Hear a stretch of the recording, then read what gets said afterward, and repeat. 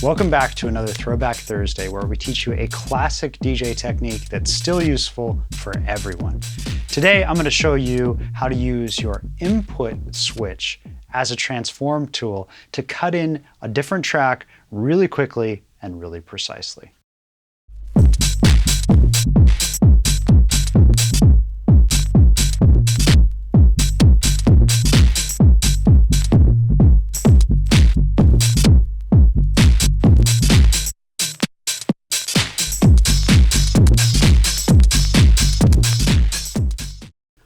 So at the top of every single mixer, you have an input selector switch. This selects the input for the particular channel that you're playing on, either from the CDJ to the turntable, or now even to the computer. So traditionally, a lot of DJs would actually use these input switches because they were often toggles to cut in a track very quickly. Let's say you've got a track rolling and you want to cut in the bass or cut out the bass. Traditionally, you would use the line fader, which is pretty good.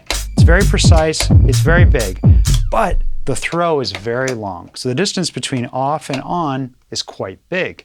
That's why DJs started using the input selector switch. This particular mixer has an input selector switch that is very common on most mixers today. It's actually a dial.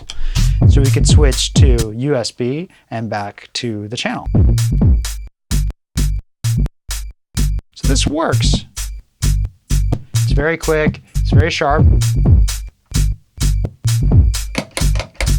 a little bit more precise than the fader, but not ideally. Ideally, you would have a mixer that still had an input selector switch that has a throw. Fortunately, Rain not only updated this mixer to be digital, but it also included that same feature, but even better, by allowing you to turn these joysticks into the same thing.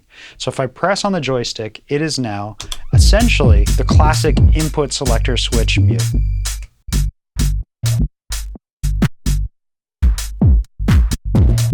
So let's bring this other track in. Let's rewind this guy a little bit and hear how that sounds. Turn this guy on.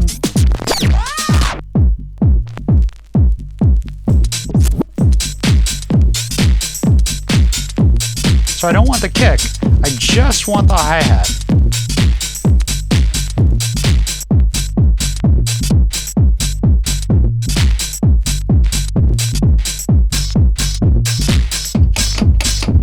You hear it's slightly different.